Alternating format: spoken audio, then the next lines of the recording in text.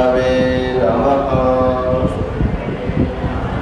विष्णवे नमः शंभवे नमः शंभवे नमः शंभवे नमः गंगायै नमः ऋषिकेशाय नमः मूकं करोति वाचालं पंगुं लंघयते गिरिं यत्कृपातमहं वन्दे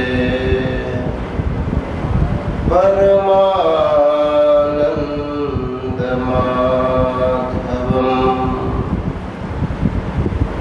अचतुर्वदनो ब्रह्मा द्विबाहुरपरो हरिः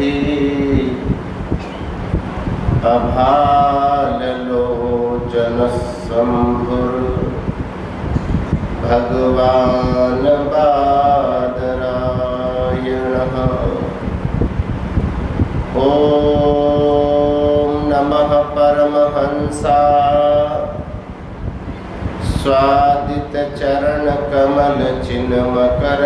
स्वादितचरणकमलचिन्मकरन्दाय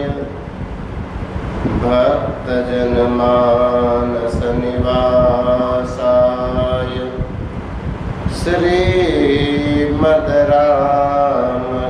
श्रीमद्रामचन्द्राय नमोऽस्तु रामाय सलक्ष्मणाय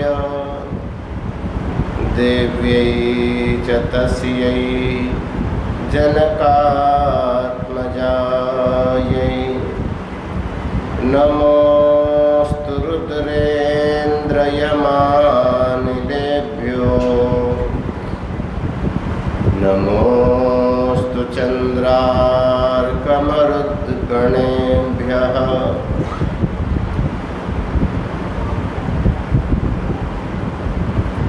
या विद्या शिवकेशवादिजननी या वै जगन्मोहिनी या पञ्चप्रणवद्विरेफनलिनी या चित्कलामालिनी या ब्रह्मादिपिपीलिकान्ततनुषु प्रोता जगत्साक्षिणी सा पायात् परदेवता भगवती श्रीराजराजेश्वरी सा पायात् परदेवता भगवती श्रीराजराजेश्वरी।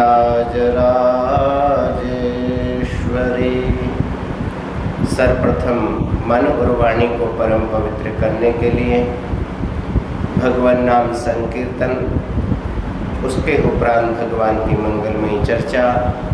श्रीमन नारायण नारायण नारायण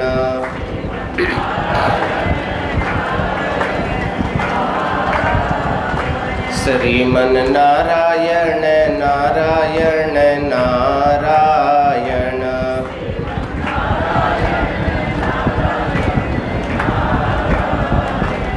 भजमन नारायण नारायण नारायण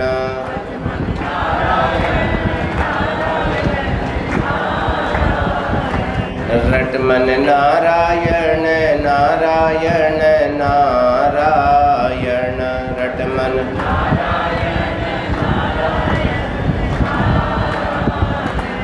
लक्ष्मी नारायण नारायण नारायण लक्ष्मी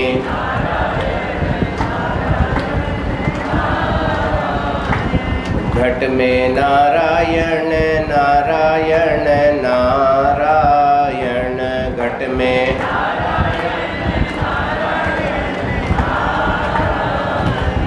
पट में नारायण नारायण नारायण पट घट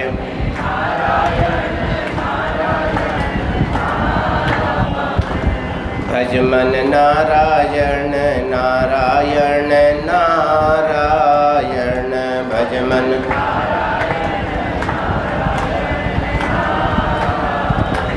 तन में नारायण नारायण नारायण तन में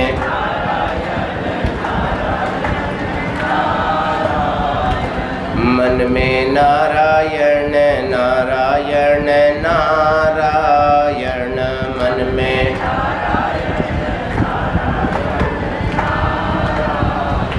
भज मन नारायण नारायण नारायण भज मन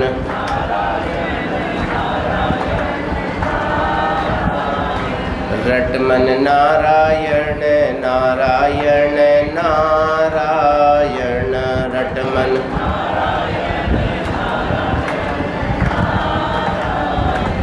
लक्ष्मी नारायण नारायण नारायण लक्ष्मी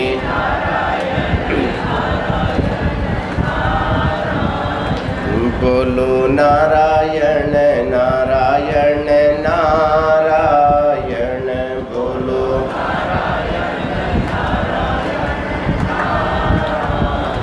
प्रेम से बोलो श्री राधा कृष्ण भगवान की, श्री सीताराम भगवान की, गंगा मैया की, श्री ऋषिकेश भगवान की, श्री वेदव्यास जी महाराज की, धर्म की अधर्म का प्राणियों में विश्व का गो हत्या गौ माता की सनातन धर्म की आदि गुरु शंकराचार्य भगवान की परम पूज्य शिवावतार धर्म सम्राट स्वामी श्री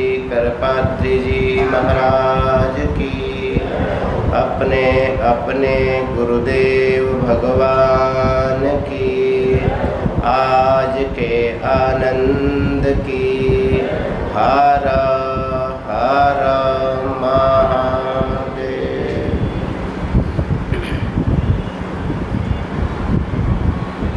अखिल कोटि ब्रह्मांड नायक सर्वेश्वर महेश्वर जगदीश्वर परमपिता परमेश्वर श्रीमन नारायण को कोटिशः प्रणाम करते हुए इस विशाल दिव्य भवन के सकल सम्मानित ट्रस्टीगण, धर्म में अनुराग रखने वाले राग रसिक श्रद्धालु महानुभाव, संतजन विद्वज्जन एवं यशोदा स्वरूपा सकल मातृशक्ति, निश्चित रूप से जन्म जन्मांतर की साधना का परिणाम ऋषिकेश की पावनतम स्थली पर बड़े बड़े संत महापुरुषों के पावन सानिध्य में सत्संग करने का जो सुलाभ आप लोगों को प्राप्त हो रहा है, ये निश्चित रूप से देव और पितृ कृपा का साक्षात परिणाम है। इन दिव्य नेत्रों के माध्यम से कल कल निनादिनी भगवती माँ गंगा का दर्शन और उसी में अवगाहन करके तन और मन को पुलकित भी कर रहे हैं और कली के कालुष्य को समाप्त करने के लिए भगवान के रूप में संतों के मुखारविंद से प्रातः काल से लेकर के सायंकाल पर्यंत सत्संग का लाभ ले रहे हैं। उस सत्संग के माध्यम से हम लोगों की दृष्टि बदल जाया करती है, हम लोगों को देखने का तरीका बदल जाया करता है, तो संसार भी बदला हुआ ही नजर आया करता है। ये सत्संग जब भी आप लोगों का कल्याण करेगा, ये संपूर्ण समष्टि का कल्याण नहीं, अपितु व्यष्टि का कल्याण करेगा।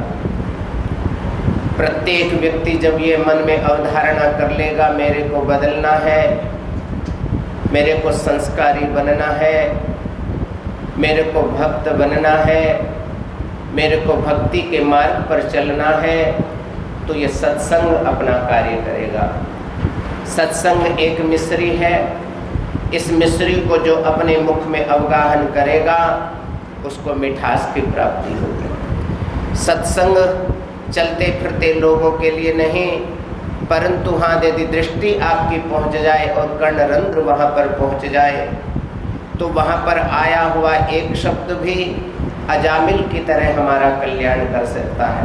राजा खटवांग की तरह हम लोग एक क्षण में अपने जीवन को बदल सकते हैं। इसलिए सज्जनों, ये सेठ जी महाराज की पावन पुण्यत स्थली, उन्होंने न जाने कितना जप करके तप करके साधना करके भारतवर्ष के महानुभावों को जोड़ने का जो सत्प्रयास किया है वो निश्चित रूप से सराहनीय है।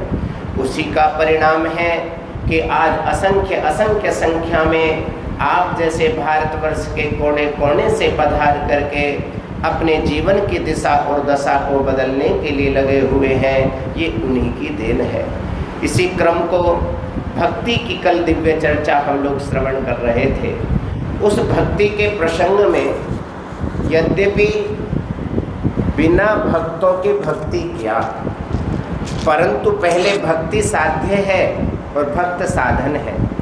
भक्तों का चरित्र श्रवण करा करके आंखें नम हो जाया करती हैं, मन पवित्र हो जाया करता है।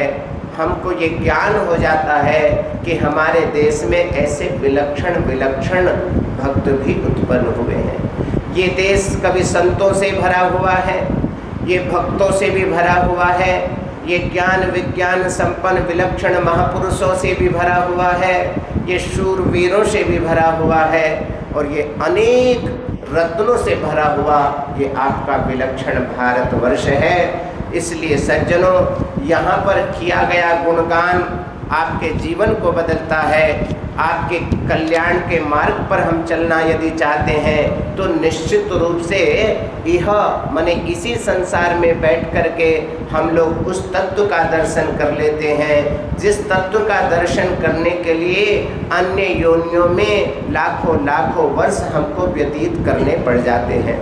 परंतु भक्ति ऐसा स्वरूप है, भक्ति ऐसा विलक्षण लक्षण है, जिन जिन भक्तों ने इस भक्ति को अपने जीवन में उतारा, महाराज उनका कल्याण ही हो गया।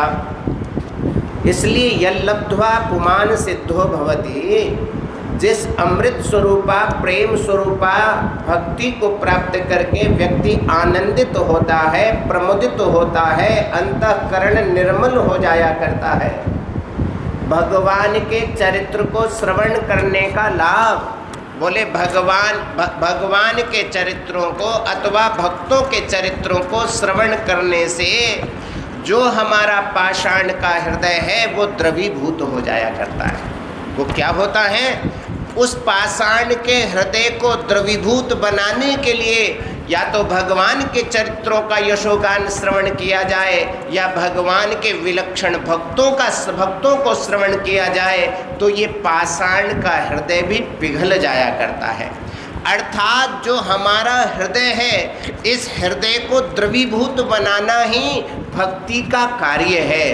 वो भक्त अपनी साधना के माध्यम से, भगवान अपने विलक्षण क्रियाओं के माध्यम से संसार के अंदर ऐसी विलक्षण क्रियाओं को संपन्न करते हैं जिससे व्यक्ति के जीवन में जब संकटों का पहाड़ उपस्थित होता है, उन दिव्य चरित्रों को श्रवण करके उनको आनंद की अनुभूति होती है, उनको शांति का अनुभव होता है। उसी बात को हमारे श्री नारद जी महाराज बतला रहे हैं कि यत् प्राप्य न किंचित वांछति, जिस प्रेम स्वरूपा अमृत स्वरूपा भक्ति को प्राप्त करके किंचित न वांछति न सोचति न द्वेष्टि, जो व्यक्ति किसी वस्तु की आकांक्षा ही नहीं रखता। आप दाता हो, तो दाता का महत्व कब है? जब ग्रहीता भी हो। आप देने के लिए तत्पर बैठे हुए हैं, स्वर्ण के भंडार को लेकर के बैठे हुए हैं, अच्छी बात है, परंतु लेने वाला ही कोई नहीं है तो उस पदार्थ का भी क्या करोगे? भक्ति तो देने के लिए बैठी हुई है। भक्ति महारानी कह रही है कि मेरी शरण में आओ और सब कुछ लेकर के चले जाओ, अपना जीवन बदल लो। परंतु वो भक्ति महारानी को लेने के लिए, जीवन में उतारने के लिए हम लोग कितने तैयार हैं? हम लोग अंतिम अवस्था तक भी राग द्वेष में पड़ करके संसार की यात्रा को संपन्न करना तो चाहते हैं, परंतु अंतिम अवस्था में भी हम लोग भक्त बनना नहीं चाहते। तो भक्त बनना नहीं, भक्ति सहजता से हमारे अंतःकरण में प्रवेश करे, और ये जब करेगी जब हम सत्संगी बनेंगे, जब हम महापुरुषों की वाणी को श्रवण करेंगे, तभी महाराज ये जो प्रेम स्वरूपा भक्ति है, अमृत स्वरूपा भक्ति है, ये वस्तु की, किसी वस्तु की इच्छा नहीं करती। और जो इस भक्ति स्वरूपा, प्रेम स्वरूपा, अमृत स्वरूपा भक्ति को जीवन में उतार लेता है, उसका जीवन विचलित नहीं होता, वो शांत रहता है, गंभीर रहता है, आग लग जाने पर भी शोक नहीं है, प्रसन्नता होने पर भी किसी प्रकार का कोई चहल पहल उसके जीवन में नजर नहीं आती, न किसी से द्वेष करता है और न किसी से अनुराग रखता है, न द्वेष्टि और न रमते, न किसी से द्वेष रख रहा है और न किसी से अनुराग कर रहा है, और न किसी विषय के प्रति उसकी उस भोग की प्राप्ति का साधन भी नहीं बन रहा है।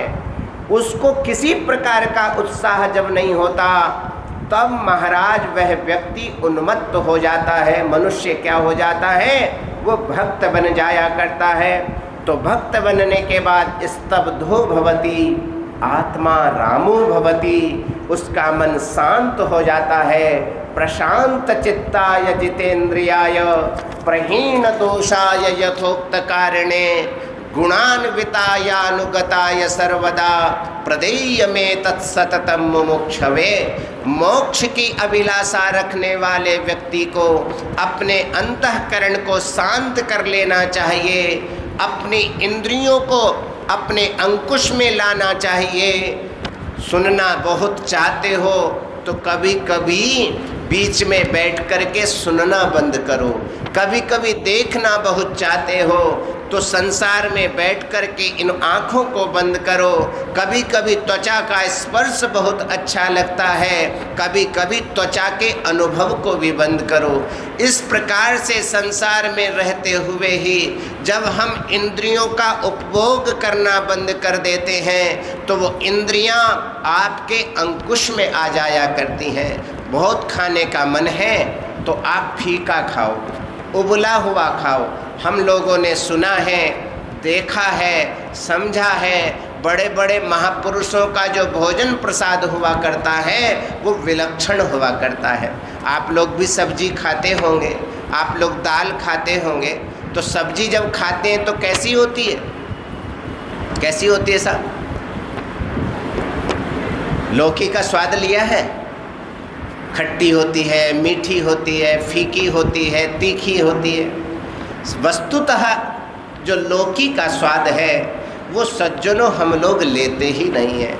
हम लोग जो स्वाद ले रहे हैं वो स्वाद लौकी का नहीं है, वो स्वाद आपके किसका है? वो लूण मिर्ची का है, वो मसाले का स्वाद है। इस मसाले के स्वाद में व्यक्ति विचलित होने लग जाता है। लेकिन जिस दिन महापुरुषों का संसर्ग करके हम लोग सब्जी का स्वाद लेने लग जाएंगे, उस दिन हमारा मन स्तब्ध हो जाएगा, हमारा मन आत्माराम हो जाएगा, हमारी दृष्टि बदल जाएगी। उसी को वेदांतकार आचार्य पाद बतला रहे हैं, प्रशांत चित्ताय। इस मन को, इस विचलित मन को रोकने के लिए, स्तब्ध करने के लिए आपके पास में एक ही सहारा है, वो सहारा है। जैसा खाओगे अन्न वैसा होगा मन। हमारे पवित्र आपके पूरे पूर्वजों ने क्या किया है?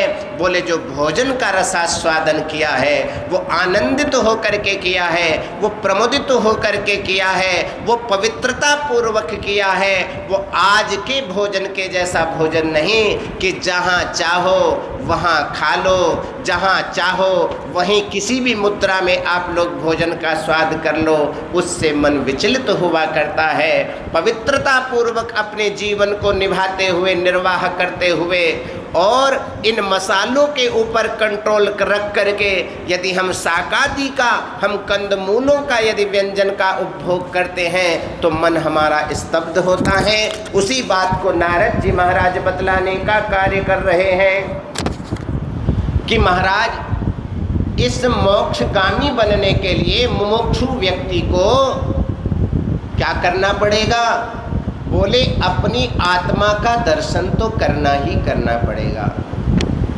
अभी तक हम लोग जो कुछ देखना चाहते हैं वो बाहर की वस्तुओं को देखना चाहते हैं। हम लोग किसको देखना चाहते हैं? बाहर के जगत को, संसार को। भाई ये संसार विषय और वासना हमारे जीवन में लेकर के आ सकता है, परंतु संसारी का यदि दर्शन करोगे, अपनी अंतरात्मा का दर्शन करोगे, उसका आलोडन करोगे तो विषय वासना नहीं अपितु वो जीवन आपका साधनामय हो जाया करता है। विषय वासना के लिए संसार का दर्शन है और साधना के लिए अंतरात्मा का दर्शन है। अब विचार हमको करना पड़ेगा कि हमको संसारी का दर्शन करना है कि हमको संसार का दर्शन करना है। तो आचार्य पाद उसी बात को स्पष्ट कर रहे हैं कि प्रशांत चित्ताय मोक्ष तक पहुँचने के लिए विशेषण है, सीढ़ियाँ हैं। उन सीढ़ियों का उपभोग करके ही हम लक्ष्य तक पहुंच सकते हैं, मोक्ष के अधिगामी बन सकते हैं, मोक्ष की यात्रा कर सकते हैं। तो पहला लक्षण बतलाया प्रशांत चित्ताय। हमारी बोलने की बहुत आदत हुआ करती है, बोलने की आदत को त्याग करके कभी मौनी भी बनो। क्या बनो? कभी मौन का आनंद लो। आप 24 घंटे में 6 घंटा सोते हो, 18 घंटा वार्ता करते हो,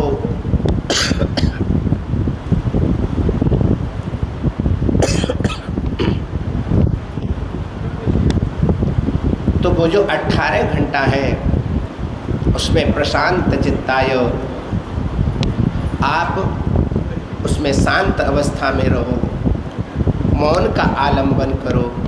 ये जो पेशेंस हमारा धैर्य टूट रहा है, उस धैर्य न होने के पीछे हमारी वाणी का भी एक बड़ी बात है।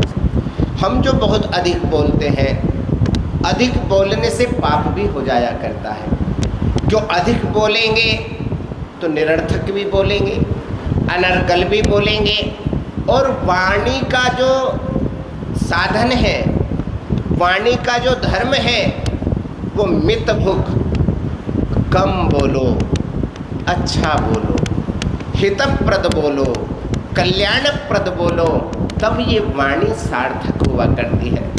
तो भाई मोक्षगामी बनने के लिए पहला साधन है प्रशांत चित्ताय।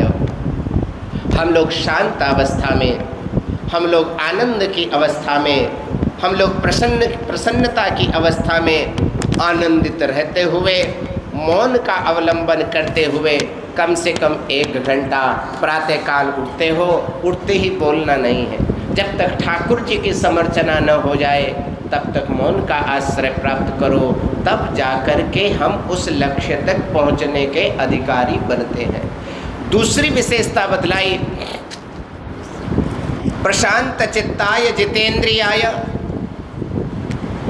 जितेंद्रियाय का अभिप्राय है कि अपनी इंद्रियों को जीत लो। ज्ञानेंद्रियां 5 हैं, कर्मेंद्रियां 5 हैं। इन कर्मों, हाथों से, पैरों से ये कुछ कह रहे हैं। सत्संग यहाँ पर चल रहा है, बहुत सारे साधक होंगे जो इधर उधर भी होंगे। तो उनका मन कर रहा होगा, बोले बाबा जी तो भक्ति की चर्चा करेंगे और हमको भक्ति की चर्चा तो अच्छी लगती नहीं है, विरक्ति की चर्चा अच्छी लगती है। कोई सोच रहे होंगे विरक्ति नहीं, हमको भक्ति अच्छी लगती है। तो इस प्रकार से सब लोगों का मन अपना अपना मन हुआ करता है। अपने अपने मन को देखते हुए, अपने अंतःकरण को परम पवित्र बनाते हुए जब हम इंद्रियों के ऊपर अंकुश लगा लिया करते हैं, खाने का बहुत मन हो तो एक दिन 2 रोटी खा करके देखो, कदाचित 2 रोटी खाते हो तो आधी रोटी खा करके देखो और मन से को अब नहीं खाना है, तो धीरे धीरे अंकुश हमारे जीवन में आ जाएगा। प्रशांत चित्ताय जितेंद्रियाय प्रहीण दोषाय, बहुत सारे दोष हमारे जीवन में होते हैं। उन दोषों का मार्जन कैसे करें, उन दोषों को नष्ट कैसे करें? क्या दोषों को नष्ट करने की कोई फैक्ट्री या स्कूल चल रहा है कि जहाँ पर जाने मात्र से आपके दोष नष्ट हो जाएंगे? बोले हाँ भाई, उसकी भी एक फैक्ट्री है। बोले वो फैक्ट्री कौन सी है? बोले हमारे भाई श्री जी ने एक फैक्ट्री लगाई है, जिस फैक्ट्री का नाम है श्री गीता भवन, जिसमें गीता धाम, उस गीता धाम में जो व्यक्ति आ जाएगा 3 दिनों तक नित्य निरंतर उनके द्वारा बतलाए गए मार्ग का अनुसरण करेगा, संतों की वाणी को श्रवण करेगा, गंगा मैया में अवगाहन करेगा, तो ये वो फैक्ट्री है कि जिस फैक्ट्री में आपको आनंद ही आनंद प्राप्त होगा, अपने दोषों का मार्जन करने का अवसर प्राप्त होगा। हम लोग यहाँ पर हजारों किलोमीटर की यात्रा करके यदि आए हैं तो सज्जनों, हमारा निश्चित रूप से लक्ष्य होना चाहिए। अभी तक हमारे जीवन में 100 दोष हैं तो हम कम से कम 10 दोषों का तो त्याग कर सकें। वो 10 दोष माने दशांश, उन दशांश दोषों का त्याग यहीं पर करके जाएं और 10 चीज़ें कुछ अच्छी लेकर के जाएं। 10 चीज़ें अच्छे का मतलब है कोई 5 दिन प्रवचन श्रवण कर रहे होंगे, कोई 10 दिन श्रवण कर रहे होंगे, कोई मास पर्यंत श्रवण कर रहे होंगे। इस प्रकार से आप अच्छी अच्छी बातों को जीवन में उतारो। प्रहीण दोषाय, अपने दोषों का मार्जन करो। प्रहीण दोषाय यथोक्त कारिणे, हमेशा व्यक्ति को, मुमुक्षु व्यक्ति को क्या करना चाहिए? बोले महाराज यथोक्त कारिणे गुणान्विताय, अच्छे अच्छे सद्गुणों को अपने जीवन में निधि बना लेना चाहिए। गुणों का अन्वेषण करते रहना चाहिए, गुणों का संवर्धन होना चाहिए और अवगुण अपने जीवन से निकाल करके फेंक देने चाहिए। गुणान्वितायानुगताय सर्वदा, जो मुमुक्षु व्यक्ति निरंतर प्रयास करता रहता है वो एक दिन परम लक्ष्य मने मोक्ष को प्राप्त कर लिया करता है। बोलो आनंद कंद श्री कृष्णचंद्र भगवान की। इसी आनंद की प्राप्ति में महर्षि वेदव्यास भगवान ने अनुशासन पर्व को लिखा है और अनुशासन पर्व का अभिप्राय है अनुशासन जिनका जीवन है। यदि हमको अनुशासित रहना है तो सज्जनों अनुशासन पर्व को समझना और जानना अवश्य चाहिए। बिना अनुशासन पर्व को जीवन में उतारे हम लोग भक्त नहीं बन सकते, भक्ति हमारे जीवन में प्रवेश नहीं कर सकती। इसलिए महर्षि वेदव्यास भगवान ने इस संसार का कल्याण करने के लिए अनेक प्रकार के ग्रंथों में, उस सागर में अद्भुत विशेषताएं बतलाई हैं, जिसमें महाभारत का विलक्षण पर्व भी आप सबको अनुशासन प्रिय बनाने के लिए, उस दिव्यतम लक्ष्य तक पहुंचाने के लिए बहुत बड़ा कार्य किया करता है। और वही कार्य हमारे श्री नारद जी महाराज कर रहे हैं। इन नारद जी के सूत्रों को महाभारत के अनुशासन प्रिय से जोड़ करके हम उसको थोड़ा सा रोचक बनाने का प्रयास करने जा रहे हैं। अस्तु, आप लोग, आशा है कि आप इस अनुशासन पर्व के माध्यम से आप अपने जीवन में भी कुछ नई चीज़ें लाने का प्रयास कर सकेंगे और श्री नारद जी महाराज के द्वारा बतलाई गई जो विलक्षण भक्ति है उस भक्ति को सहजता से प्रवेश कर सकेंगे। बोलो महर्षि वेदव्यास भगवान की। विदित है कि महर्षि वेदव्यास भगवान के द्वारा महाभारत का विलक्षण उपदेश किन परिस्थितियों में उत्पन्न हुआ और वो ऐसा विलक्षण उपदेश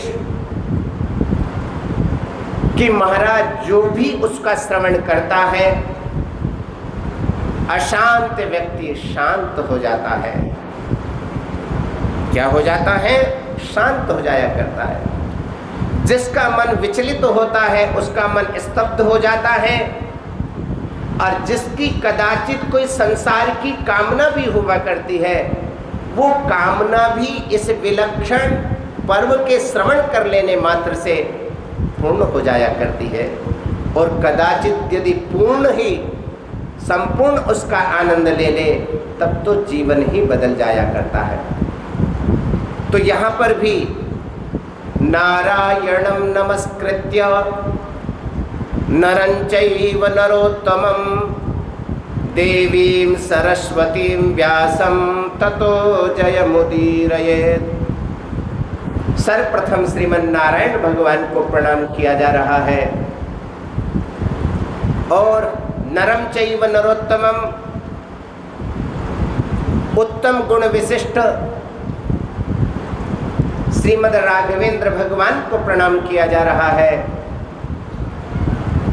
श्री कृष्ण भगवान को प्रणाम किया जा रहा है,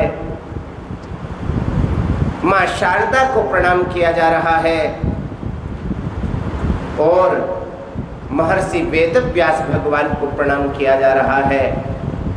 और उसी के साथ साथ विलक्षण संहिता, जिसको महाभारत कहा जा रहा है, जिसको पंचम वेद कहा जा रहा है, उस पंचम वेद को भी प्रणाम किया जा रहा है। महाभारत का विलक्षण जो युद्ध है वो शांत हो चुका है, अर्थात संपन्न हो चुका है। उस महाभारत का जब विलक्षण युद्ध संपन्न हुआ, धर्मराज युधिष्ठिर जी महाराज अपने राज्य भार को संप्राप्त करके मन उदास है। क्या है? मन चंचल है, बड़ा उदासीन उनका मन है, स्तब्ध है, नहीं है। विचार कर रहे हैं इस संपत्ति के लिए अपने स्वकीय जनों का मैंने त्याग कर डाला। आज बड़ी विचित्र स्थिति हमारे धर्मराज युधिष्ठिर के सहित सभी भाइयों की है। तो वैशंपायन जी महाराज एक कथा वहां पर श्रवण करा रहे हैं। धर्मराज युधिष्ठिर जी महाराज बाबा भीष्म पितामह जी महाराज के पास में पहुंच गए और उनसे कहा, पिताजी, पितामह, वहां पर पहुंच करके बाबा भीष्म पितामह जी अनेक प्रकार के संशयों को समाप्त कर रहे हैं। अनेक प्रकार के प्रश्नों का समुचित समाधान बाबा भीष्म पितामह अपने मुखारबिंद से करते करते उन्होंने कहा, महाराज एक बात बताओ, इस कलिकाल की विषम परिस्थिति में शांत रहने का क्या उपाय है?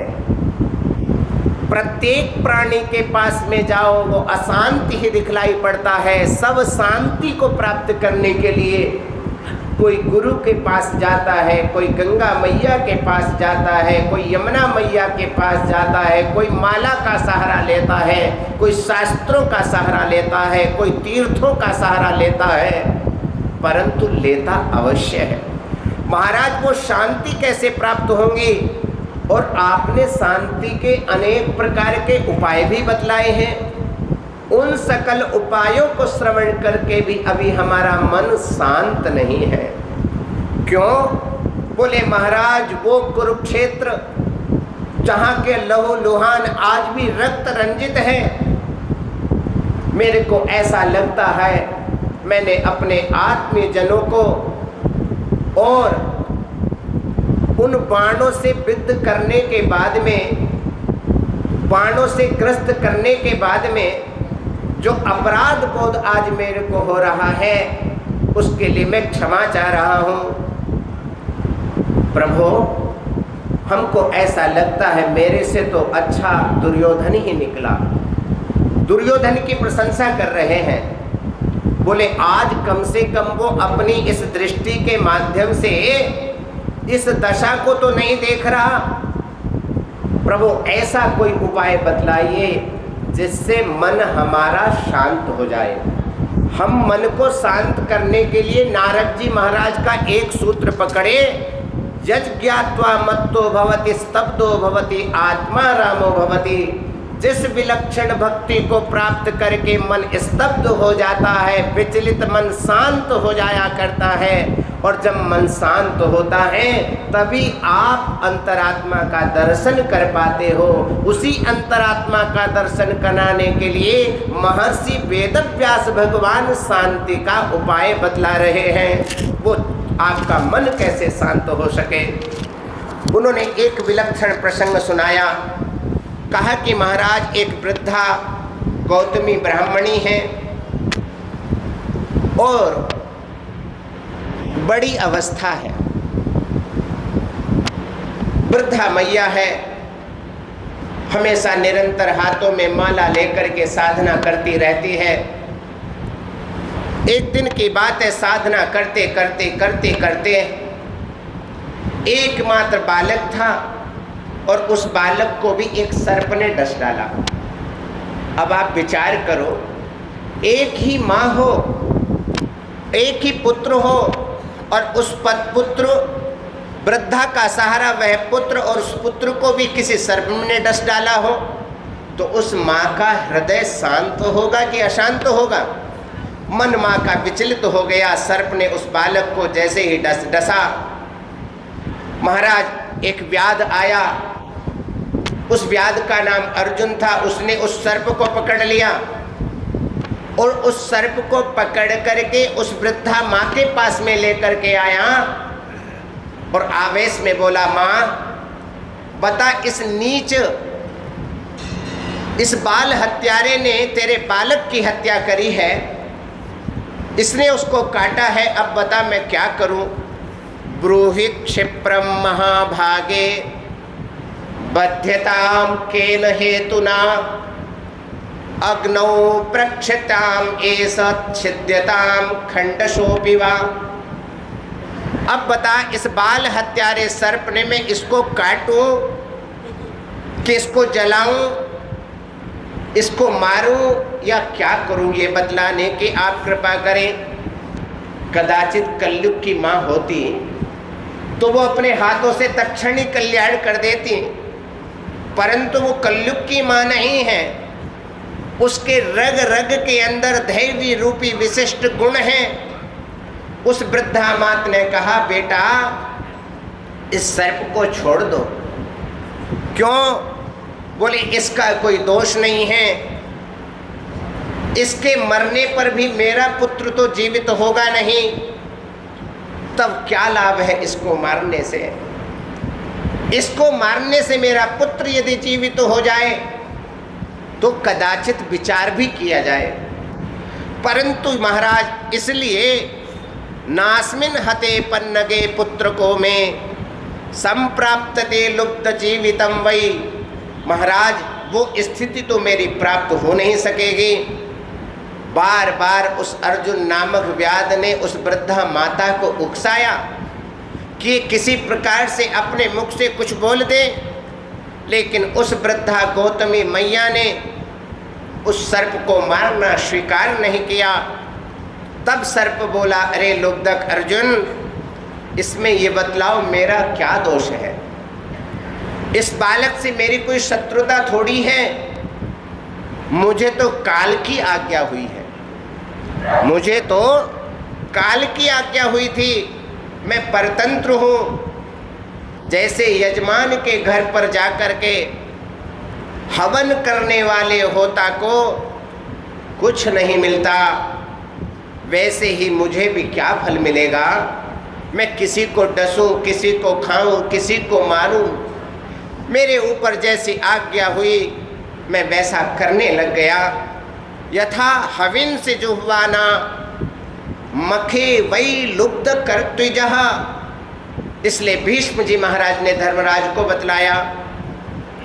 उसी समय महाराज मृत्यु देवी आ गई और मृत्यु देवता ने आकर के कहा, सर्प से कहा, रे सर्प तुम मुझको दोष मत दो, तुम कह रहे हो मेरा कोई दोष नहीं है, तो दोष किसका है?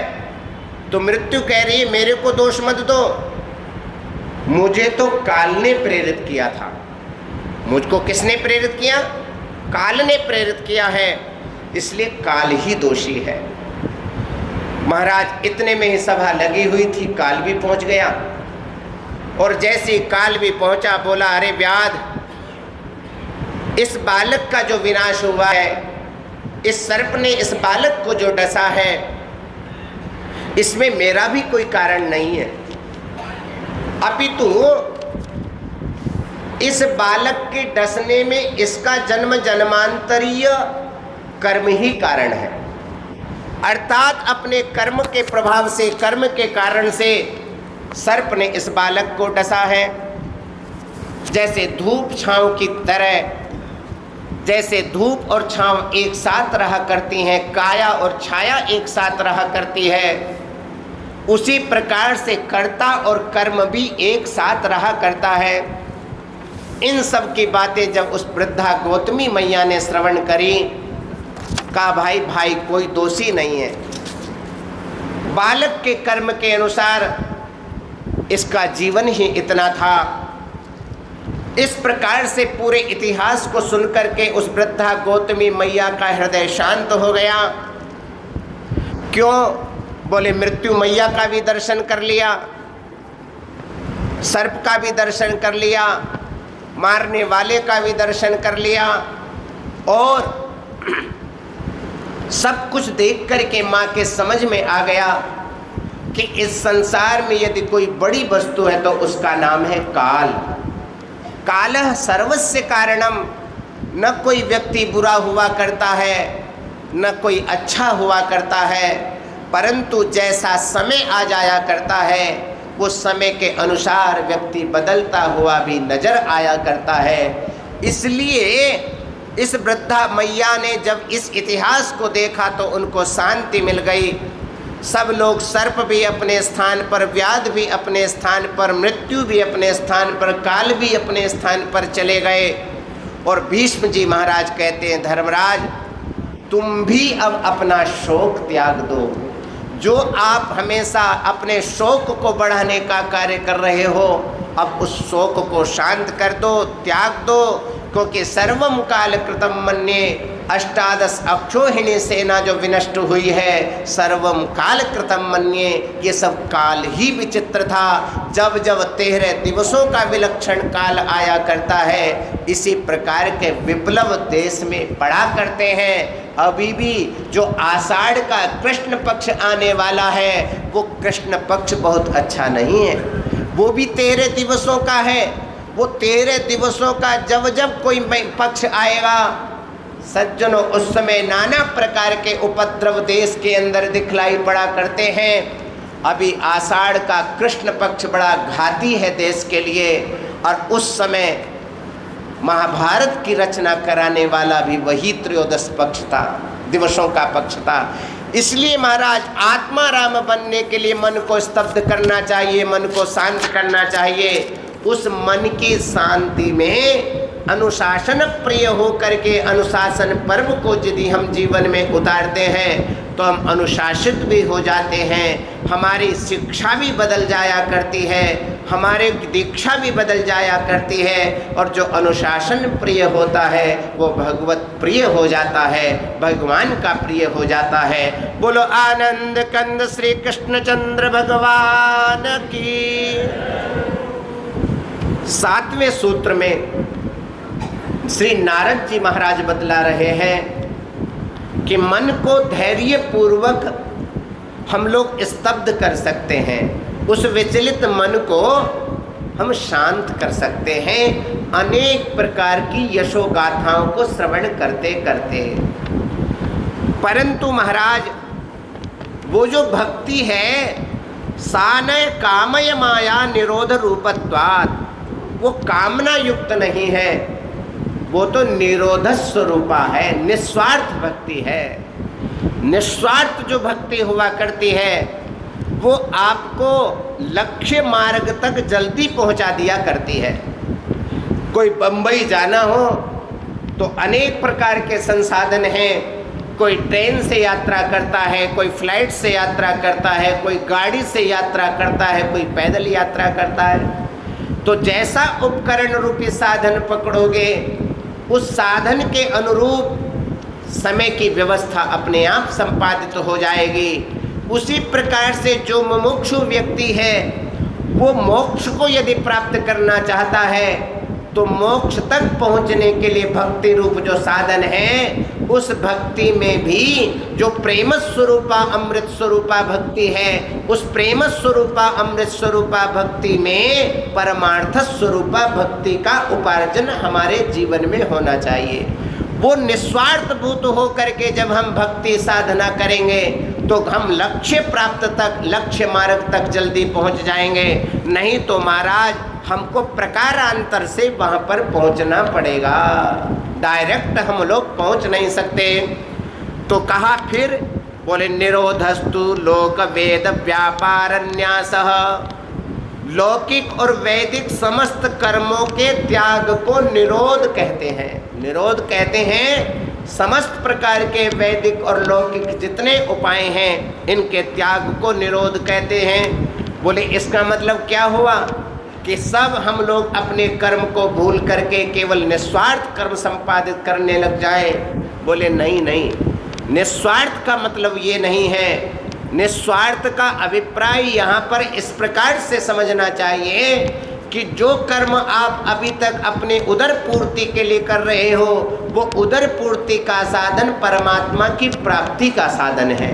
जिस दिन ये भाव हमारे जीवन में चल करके आ जाएगा, उस दिन व्यापार भी आप लोगों के लिए ठाकुर जी की प्राप्ति का साधन हो जाएगा। एक भक्त थे ना, वो भक्त क्या करते थे, जिन चीज़ों को शास्त्रों में अनर्गल बतलाया गया है, निरर्थक बतलाया गया है, मद्य मांसादि का सेवन नहीं करना चाहिए बतलाया गया है, ऐसे मांस विक्रेता व्यक्ति को भी जब परमात्मा का दर्शन हो सकता है, तो फिर हमको और आपको क्यों नहीं हो सकता?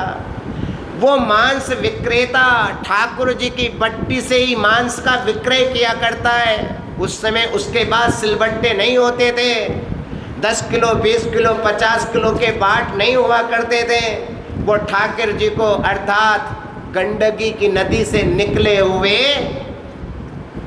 किसकी बट्टी को? शालिग्राम भगवान की बट्टी को तोलता है और उससे तोल करके मांस का विक्रय कर लिया करता है। एक दिन भगवान किसी स्वरूप को धारण करके आ जाते हैं। बोले ये तो भाई आप गलत कर रहे हो। पंडित जी महाराज भी आ गए, बोले हमको दे दो। वो बेचारा भोला था, अंदर से कुछ जानता नहीं था, परंतु हृदय बड़ा पवित्र था। उस पवित्र हृदय का क्या परिणाम होता है? पंडित जी महाराज उस भगवान की बट्टी को लेकर के पहुंच तो जाते हैं, रात्रि को स्वप्न वहां भी आ जाता है। उनको कह रहे मेरे को यहाँ स्वाद नहीं आ रहा, तू जहाँ से ले करके आया है मेरे को वहीं पर छोड़ करके आ।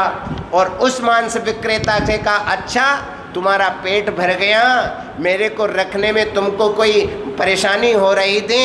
बस प्रातः काल का समय हुआ, पंडित जी महाराज ने भगवान को स्नान कराया, पंचामृत से स्नान कराया, नाना प्रकार के सुगंधित युक्त पुष्प को समर्पित किया, नाना प्रकार का उपभोग माने नैवेद्य लगाया, समर्पित किया और ले जा कर के कहा भैया ठाकुर जी ने ऐसा ऐसा दर्शन दिया है, इसलिए मैं आज ही सेवा कर पाया हूँ, आप इनको संपादित कर लीजिए। इधर उस भक्त के आँखों से भी अश्रु की धारा प्रवाहित हो रही थी, जैसे आँखों से अश्रु की धारा उस मांस बेचने वाले के हृदय में जब हृदय द्रवीभूत हो रहा था, सो सज्जनों वो अंदर से परमात्मा का दर्शन कर रहा था। क्यों? उसका मन स्तब्ध नहीं था, उसका मन रुका हुआ नहीं था, उसका मन विचलित था। बोले एक मेरी बट्टी थी, अगला जब दिन आएगा तो मैं कैसे मांस को बेचूंगा।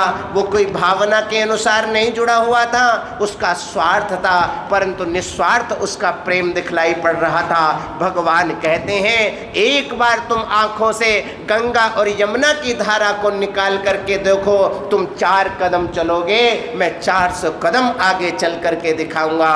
उस भक्त के हृदय में एक बार आंखों से आंसू की धारा बही। भगवान तो आनंदित हो गए, प्रमुदित हो गए। उसके मन को देख करके भगवान ने वहीं पर रहना पसंद कर लिया। कहने का अभिप्राय है इस प्रकार के विलक्षण भक्तों का ये देश है। इसलिए मन को स्तब्ध करने के लिए, शांत करने के लिए, अपनी आत्मा का दर्शन करने के लिए हम लोगों को समस्त कर्मों का त्याग नहीं करना है, परंतु हमको क्या करना है, हमको अपनी भावनाओं को बदलना है। हम लोगों ने अपनी भावनाओं को बदला है तो समझ सज्जनों भगवान का दर्शन हुआ है। बोलो आनंद कंद श्री कृष्णचंद्र भगवान की। तो किस प्रकार से सज्जनों भावना बदली जाती है, उसी बात को अनुशासन पर्व में अग्निपुत्र श्री सुदर्शन जी महाराज हैं और वो अतिथि सत्कार के माध्यम से महाराज मृत्यु के ऊपर विजय प्राप्त कर लिया करते हैं। धर्मराज युधिष्ठिर जी महाराज बाबा भीष्म पितामह जी से प्रश्न कर रहे हैं, महाराज इस संसार के अंदर करोड़ों नहीं अरबों लोग चल कर के आए, आज भी 140 करोड़ लोग भारतवर्ष के अंदर हैं, परंतु क्या 140 करोड़ लोगों के रहते हुए भी किसी व्यक्ति ने मृत्यु को जीता है? जो संसार में चल कर के आया है उसको ये ज्ञान है कि मेरे को एक ना एक दिन अवश्य जाना है या नहीं है, सभी को ज्ञान है। तो महाराज ये बताइए, जब धर्म के द्वारा किसी ने मृत्यु को जीता है क्या? तो बाबा भीष्म पितामह जी महाराज ने जो वृत्तांत सुनाया है, उसी वृत्तांत को निरोध रूपत्वात् इस सूत्र को पकड़ करके इस व्याख्या को स्पष्ट कर रहे हैं। उन्होंने कहा भाई एक इक्ष्वाकु वंश है और उस वंश में बड़े तेजस्वी धर्मनिष्ठ एक राजा है जिनका नाम है दुर्योधन। क्या नाम है? दुर्योधन। और उस दुर्योधन का विवाह माता नर्मदा जी के साथ में हुआ, उनसे संपन्न हो गया। एक विलक्षण कन्या हुई जिसका नाम सुदर्शना पड़ा, बड़ी गुणवती है।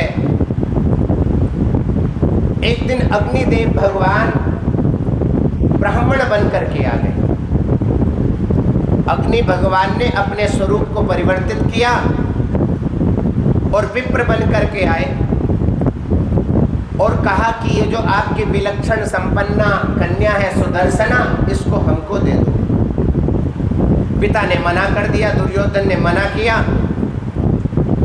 वो जो अग्निदेव ब्राह्मण का रूप बन करके आए थे रूठ गए, नाराज हो गए और छिप गए। रात्रि का समय आया, स्वप्न दिया कि मैं अग्निदेव हूँ और जब तक आप इस कन्या का विवाह मेरे से नहीं करोगे तब तक मैं प्रसन्न होने वाला नहीं हूँ, बात नहीं बनेगी।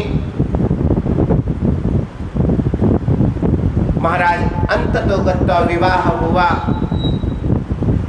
लेकिन राजा दुर्योधन ने एक बात कही, प्रभु विवाह तो हो जाएगा परंतु आप मेरे नगर की रक्षा करते रहेंगे। मेरे नगर की रक्षा करने के लिए यहीं पर आप निवास करेंगे। महाराज निवास करना प्रारंभ किया। एक विलक्षण पुत्र उत्पन्न हुआ, उसका नाम सुदर्शन रख दिया और उस सुदर्शन का विवाह भी ओघवती के साथ में संपन्न हुआ। और ओघवती से कहा कि कभी भी अपने जीवन में अतिथि का तिरस्कार मत करना। हमारी यहाँ के भारतीय संस्कृति देखिए, मातृदेवो भव, पितृदेवो भव, आचार्य देवो भव, अतिथि देवो भव। हमारे यहाँ अतिथि मनुष्य बन करके नहीं, अतिथि भगवान बन करके आता है। हमारे यहाँ माता पिता गुरुदेव और अतिथि ये भगवान बन करके आते हैं। आपका कुछ खाने के लिए नहीं आते, आपके पापों का भंजन करने के लिए आते हैं, आपके पापों को जलाने के लिए आते हैं। इसलिए कोई भी हमारे घर पर आए, हमको उसका यथा योग्य सत्कार अवश्य करना चाहिए। कहा कि यदि कोई सत्कार करने योग्य वस्तु न हो, कोई घर में खिलाने के लिए वस्तु न हो, तो कहा आसन प्रदान कर दो, जल प्रदान करो। आसन और जल तो अवश्य देना ही देना चाहिए। तो कहा महाराज कभी भी किसी अतिथि का तिरस्कार मत करना, क्योंकि गृहस्थी व्यक्ति के लिए इससे बढ़कर के दूसरा कोई धर्म नहीं है, कर्म नहीं है। अतिथे प्रतिकूलम ते न कर्तव्यम कथंचन,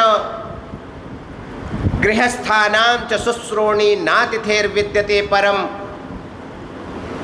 गृहस्थी व्यक्ति को अतिथियों का विशेष सम्मान करना चाहिए। एक समय था, राजा सुदर्शन वन के अंदर चले गए। मृत्यु देवता उस सुदर्शन का पीछा करते करते जंगल में चले गए। आगे आगे सुदर्शन जा रहे हैं, पीछे पीछे मृत्यु जा रही है। परंतु जैसे ही उस सुदर्शन को पकड़ने के लिए प्रयास वो मृत्यु करती है, पकड़ नहीं पाती, स्पर्श नहीं कर पाती, वो दूर रह जाती है। महाराज इधर तो वो जंगल में चले गए और इधर एक विप्र ने घर में आकर के उस सुदर्शना मैया से आतिथ्य के रूप में किसी पदार्थ की अपेक्षा उन्होंने धर्मपत्नी के साथ में संग मांग लिया। वो धर्मशीला परम पवित्रा परम साध्वी सतीत्व की रक्षा करती हुई अपनी तेजस्विता से उन्होंने देखा ये मेरे पति तो गए हुए थे, लग भी वैसे रहे हैं, ये पति ही हैं। उनको पति मान करके अपना स्वधर्म समझ करके वो सेवा में संलग्न हो गई। इधर जैसे सेवा में संलग्न हुई, महाराज पतिदेव भी आ गए। जब पतिदेव आए और उस अतिथि को देखा, धर्मपत्नी को देखा, तो उन्होंने ईर्ष्या नहीं करी, क्रोध नहीं किया, प्रसन्न हो गए और कहा प्रभु आप स्वयं तो अतिथि रूप हैं। अतिथि पूजा के लिए मैं पत्नी को, पुत्र को, धन को, संपदा को, क्या कहूँ, अपने प्राणों तक को भी दे सकता हूँ। बस उस अतिथि ने उसी समय शपथ खाई, घोषणा करी, अरे राजन मैं तो धर्म हूँ। मैं क्या हूँ? मैं धर्म हूँ। परीक्षार्थ आपकी परीक्षा करने के लिए आया था, क्योंकि पूरे संसार के अंदर नहीं, इस लोक और उस लोक में आपकी कीर्ति थी। सब लोग ऐसी चर्चा करते थे कि अतिथि सेवा, जितना अतिथि सेवा दुर्योधन कर सकते हैं, उनकी धर्मपत्नी कर सकती है, इतना दूसरा कोई कर नहीं सकता। उसी की परीक्षा लेने के लिए मैं आपके पास आया। परंतु आपकी इस परम पवित्र साध्वी जो धर्मपत्नी है, उनका स्पर्श करने की शक्ति ब्रह्मा के अंदर भी नहीं है। किसके अंदर नहीं है? ब्रह्मा के अंदर नहीं है। वायुदेव भगवान की ये हिम्मत हमारे देश के अंदर नहीं हुआ करती थी कि माँ के वक्षस्थल पर पड़े हुए आंचल को वायुदेव उड़ा सके। ये ऐसा परम सतियों का दिव्य देश भारतवर्ष रहा है, और आज उसी देश में बड़ी विचित्र स्थिति नजर आ रही है। हम लोगों की जो वेशभूषा दूसरे प्रकार की नजर आनी प्रारंभ हो गई है। ऐसा लगता है ये प्रतीच्य देशों की नजर हमारे भारतवर्ष के ऊपर भी पड़ गई है। महाराज उस धर्मपत्नी ओगवती की वाणी को सुनकर के उन्होंने कहा, इसके मुख से जो निकलेगा वो बात सत्य हो जाएगी। ये इसका जो अर्ध शरीर है, अर्ध देह है, ये नदी बनेगा। इसलिए सुदर्शन, तुमने मृत्यु को जीत लिया है, तुमको अक्षय लोकों की प्राप्ति होगी। उसके बाद इंद्र भगवान भी पधारे हैं। भीष्म पितामह जी महाराज बतला रहे हैं, धर्मराज ऐसा नहीं है कि बाबा बाबा लोग ही मुक्ति पा सके। हमारे देश में अपने छोटे से कर्म के प्रभाव से गृहस्थी व्यक्ति तरा करते हैं, भगवान का दर्शन किया करते हैं, भगवान को अपनी अंकों में सुलाया करते हैं, खिलाया करते हैं, पिलाया करते हैं। ये देश ऐसे भक्तों का देश है। भक्तों को जन्म देने वाली कोई दूसरे देश की नारियां नहीं, अपितु हमारे ही देश की परम पवित्र साध्वी परम साध्वी माताएं रही हैं। उन्होंने जैसा चाहा है भगवान को वैसा नचाने का प्रयास किया है। चाहे रहीम जी महाराज हो, चाहे सूरदास जी महाराज हो, चाहे तुलसीदास जी महाराज हो, चाहे कबीरदास जी महाराज हो, चाहे मीराबाई हो, चाहे कर्माबाई हो, ये जितनी भी माताएं बहनें और हमारे धर्म प्राण महापुरुष हुए हैं, ये इसी पवित्र देश में उत्पन्न हुए हैं। इसलिए सज्जनों, गृहस्थी व्यक्ति थोड़े से कर्म के प्रभाव से उस पुण्य को प्राप्त कर सकता है, जो पुण्य साधु संत बनने के बाद में लाखों वर्षों तक, हजारों वर्षों तक, सैकड़ों वर्षों तक त्याग और तपस्या करने के बाद में परिणाम की प्राप्ति हुआ करती है। बोलो आनंद कंद श्री कृष्णचंद्र भगवान की। परंतु भाई, यदि अतिथि आपके घर पर आ जाए और आप उसका यथोचित स्वागत सत्कार न कर सकें, तो वो अपने पाप को छोड़ करके चला जाता है और आपके सकल पुण्यों को लेकर के चला जाता है। तो क्या करना चाहिए? कम से कम आप भोजन नहीं खिला सकते, मत खिलाओ। आप सबसे पहले आते ही उसको बैठाओ और पानी पिलाओ। क्या करो? बैठाना पिलाना नैतिक कर्तव्य है, ये परंपरा है। बिना कोई खाए और पिए मेरे घर से बाहर न जाए। इसी के बल पर आज धर्मराज ने इस उपदेश को प्रदान करके, जो भक्ति का लक्षण है, आप भक्त यदि हैं तो सज्जनों, ब्रह्मा भी चल करके यदि आ जाएगा तो उसकी हिम्मत नहीं हो कि आपके शरीर का स्पर्श कर सके, उसकी दृष्टि बदल सके, उसकी दृष्टि में पाप आ सके। ये ऐसे चरित्रों को श्रवण करने से हमारा हृदय पवित्र हुआ करता है, हमारा मन स्तब्ध हो जाया करता है, हम अपनी आत्मा का चिंतन करने लग जाते हैं, तभी भक्ति समझ में आया करती है। उसके बाद तस्मिन् नयनन्यद अनन्यता तद विरोधीषु उदासीनता च,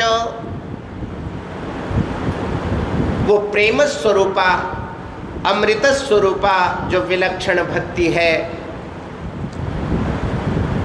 वो जो भगवान है, कर्तुम अकर्तुम अन्यथा कर्तुम समर्थ परम पिता परमेश्वर हैं, उनके चरणों में अनन्यता भाव उत्पन्न होना चाहिए।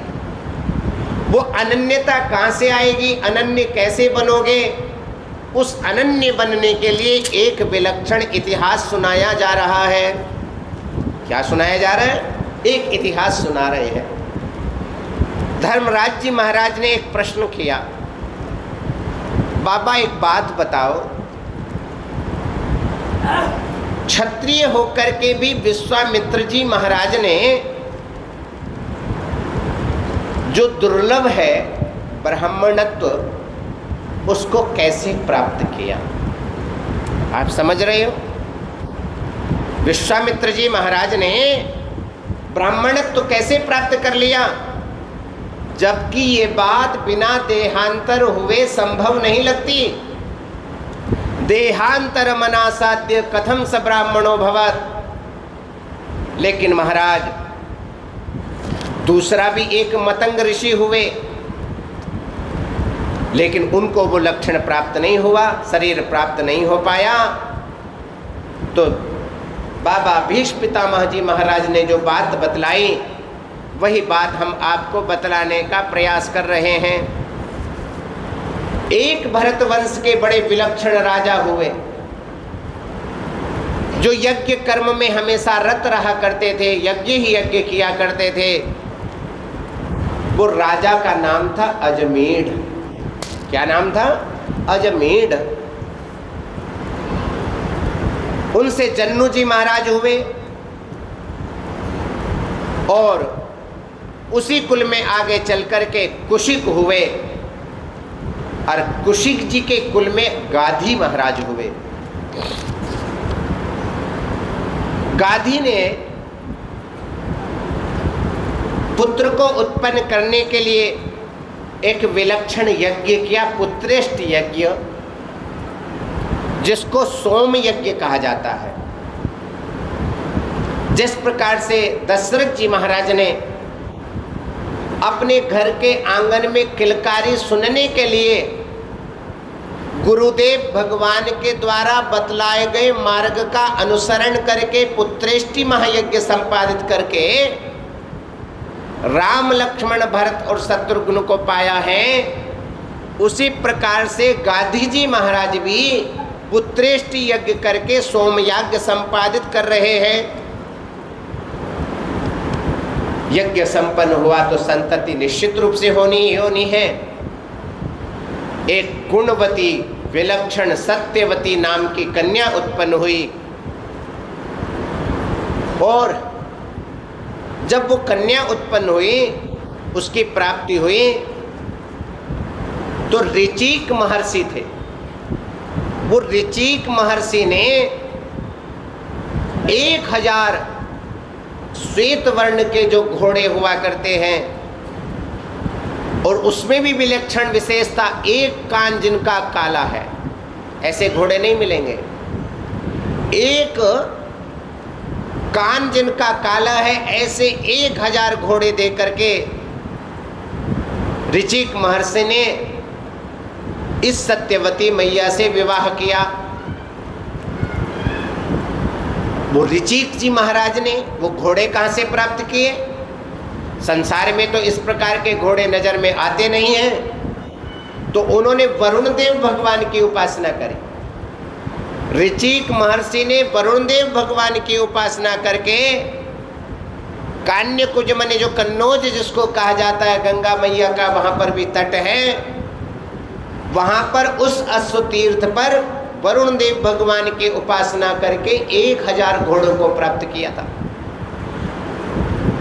अदूरे कान्यकुब्जस्य गंगायास्तीरम उत्तमम, ऐसे उत्तम तीर्थ में वरुण देव भगवान प्रसन्न होकर के 1000 घोड़ों को प्रदान किया। उस सत्यवती ने महर्षि ऋचिक जी से पुत्र के लिए कामना करी, प्रार्थना करी, तो महाराज समग्र वेद राशि का आलोडन किया कि जिससे ब्रह्म तेज संपन्न कोई विलक्षण संतति प्राप्त हो सके। उन्होंने ब्रह्म तेज संपन्न जो मंत्र थे, जिन मंत्रों का उच्चारण कर लेने मात्र से ब्रह्म तेजस उत्पन्न हो सकता था, उससे उस विलक्षण चरु का निर्माण किया और उसको अभिमंत्रित किया और कहा तुम इसको पा लेना, और इसको पाने के बाद में गूलर जिसको वृक्ष कहा जाता है, उस गूलर वृक्ष का आलिंगन कर लेना। एक मंत्र में जिसमें समग्र क्षत्रिय तेज उत्पन्न हो सकता था, ऐसे विलक्षण मंत्रों को बोल करके, उच्चारण करके, अभिमंत्रित करके एक चरु का निर्माण किया और कहा कि इसको तुम अपनी माँ को खिला देना और माँ को खिलाने के बाद गूलर के स्थान पर पीपल का आलिंगन कराना, तब संसार को विलक्षण विभूतियां प्राप्त होंगी।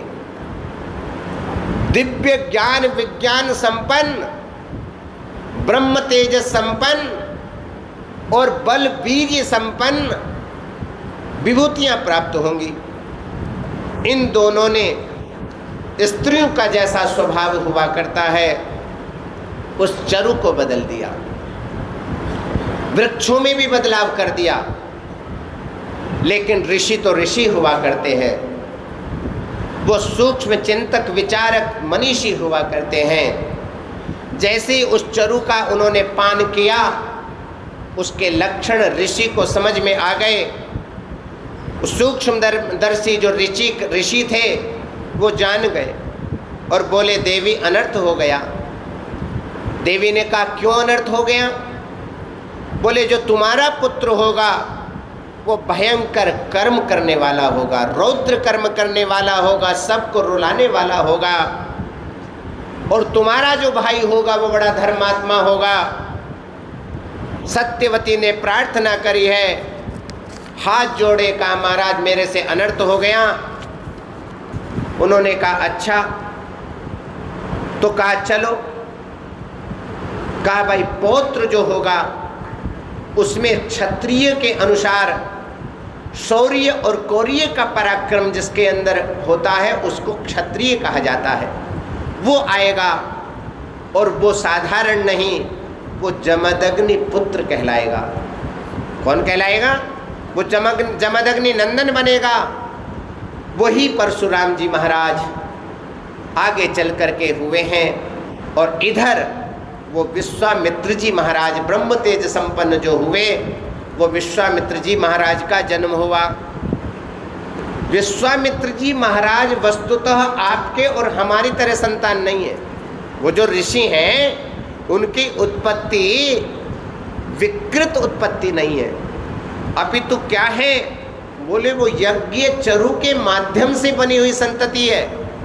वो ऋषि हैं। साधारण लोग इन ऋषि का अनुकरण नहीं कर सकते। और इन्हीं ऋषि से आज जो कौशिक वंश चल रहा है वो इन्हीं ऋषि की देन इस संसार के अंदर दिखलाई पड़ रही है। इसी वंश में बड़े एक से बढ़कर एक ऋषि तपस्वी महर्षि हुए हैं। याज्ञवल्क्य जी महाराज, गालव जी महाराज, श्री नारद जी महाराज, आश्वलायन जी महाराज, जाबाली ऋषि, गार्ग्यायन जी, कपिल जी महाराज, ऐसे विलक्षण एक से बढ़कर एक महर्षि हुए हैं जिन्होंने इसी वंश को बढ़ाने का कार्य किया है, इसी गोत्र की रक्षा करने का कार्य किया है। इसलिए सज्जनों, हमारे यहाँ पर जो गोत्र है ना वो वस्तुतः आप सबका अपना विशिष्ट परिचय है। जैसे पिन कोड हुआ करता है, आपके गांव का पता पिन कोड से निकाला जाता है। ये पिन कोड का कहाँ का है समझ में आ जाया करता है। उसी प्रकार से जब अभिवादन किया जाता है तो अभिवादन शीलस्य नित्यं वृद्धोपसेविनः चत्वारि तस्य वर्धन्ते आयुर्विद्या यशोबलम। अभिवादन करने से 4 चीजें बिना मांगे प्राप्त हो जाया करती हैं। कितनी चीजें? 4 चीजें। नित्यं वृद्धोपसेविनः, वृद्धोपसेविनः का अभिप्राय है श्रेष्ठोपसेविनः। जो श्रेष्ठ लोग हैं, जो प्रेष्ठ लोग हैं, इन महापुरुषों के संसर्ग से, इनको प्रणाम करने से, अभिवादन करने से, राम राम करने से चत्वारि तस्य वर्धन्ते आयु विद्या यशोबलम। आयु की प्राप्ति, विद्या की प्राप्ति, यश की प्राप्ति और बल की प्राप्ति सुतराम प्राप्त हो जाती है, स्वतः प्राप्त हो जाया करती है। इसलिए सज्जनों, हमारी शक्ति में, हमारी भक्ति में क्या है? बोले विलक्षण शक्ति है। आप जैसा बनना चाहते हो आप वैसे बन सकते हो, परंतु प्रयास हमें को करना पड़ेगा। ऐसा नहीं कि भूख हमें लगी हुई हो और भोजन कोई दूसरा कर जाए। दूसरा भोजन करेगा तो पेट उसका भरेगा, आप भोजन करोगे तो उदर पूर्ति आपकी होगी। भक्ति यदि हम करेंगे तो महाराज भगवान भी हमको ही मिलेंगे, हमारी वासनाएं भी हमारी ये शांत होंगी। भगवान की भक्ति से वासना शांत हुआ करती है और भगवान की भक्ति से सज्जनों अंतरात्मा का दर्शन होने लग जाता है। श्री सेठ जी महाराज बड़े दूरदर्शी महापुरुष थे कि नहीं थे? यदि वो दूरदर्शी नहीं होते तो उस विलक्षण समय में ये विलक्षण 7 जो भवन दिखलाई पड़ रहे हैं, उस समय धन नहीं था, उस समय आज के बराबर धन नहीं था, परंतु विलक्षण सोच के कारण से आज पूरे ऋषिकेश के अंदर नहीं, आज पूरे भारतवर्ष के अंदर जितने सुसज्जन भक्तजन यहाँ पर उपस्थित होते हैं, इतने भक्त दूसरी जगह उपस्थित नहीं होते। और कदाचित हो भी जाए तो जिन नियमों का अवलंबन आप यहाँ पर करते हो, ऐसे नियमों का अवलंबन दूसरी जगह नहीं किया जाता। इसी को कहा जाता है सूक्ष्म दर्शन, इसी को कहा जाता है सूक्ष्म चिंतन। जिनका चिंतन उत्कृष्ट कोटि का है, उनके विचार कितने उत्कृष्ट कोटि के होंगे। यही प्रश्न यदि हम अपने जीवन में लेकर के आ जाएं, तब भी आपका जीवन सत्संगी बना दिया करता है। सत्संग में अवगाहन करने के लिए प्रेरणा प्रदान कर दिया करता है। ऐसा दिव्य चरित्र और चित्र जिन महापुरुषों का रहा है, उन्हीं महापुरुषों की पावन पुण्य स्थली पर विराजमान होकर आप सत्संग का लाभ ले रहे हैं। इससे बढ़कर के दूसरा कोई स्वर्ग नहीं है। क्या नहीं है? इससे बढ़कर के दूसरा कोई कल्प वृक्ष नहीं है। ये पावनतम धरा ये कल्प वृक्ष के सदृश है। इस कल्प वृक्ष के नीचे बैठ करके प्रशांत चित्त हो करके अपनी इंद्रियों को वशीभूत करके जिस प्रकार की आप लोग कामना करोगे, वो सकल ऐहिका मुष्मिक कामनाएं भी आपकी पूर्ण हो जाएंगी। और इसी संसार में रहते रहते आप अपने विलक्षण नेत्रों से आत्माराम अभिराम भगवान का दर्शन कर सकोगे। चाहे यदुनंद नंदन ब्रजेंद्र नंदन घनश्याम भगवान श्री कृष्ण के रूप में दर्शन करो, चाहे मर्यादा पुरुषोत्तम भगवान श्री राम के रूप में दर्शन करो। जैसी आपकी भावना है, जैसा इष्ट देव आपने मान रखा है, वो इष्ट देव की पूर्ति निश्चित रूप से सत्संग किया करता है। बोलो आनंद कंद श्री कृष्णचंद्र भगवान की। तो इस प्रकार से सज्जनों, व्यक्ति के द्वारा किया गया कर्म कभी न कभी निश्चित रूप से उसका परिणाम प्राप्त ही हुआ करता है। आप कुछ न करो, आप खोदते भी चलोगे ना, तब भी मिट्टी निकलेगी, रज निकलेगी, पत्थर निकलेगा, अन्य बहुत सारी चीजें भी निकलेंगी और बाद में जल भी निकलेगा। क्या निकलेगा? जल भी निकलेगा।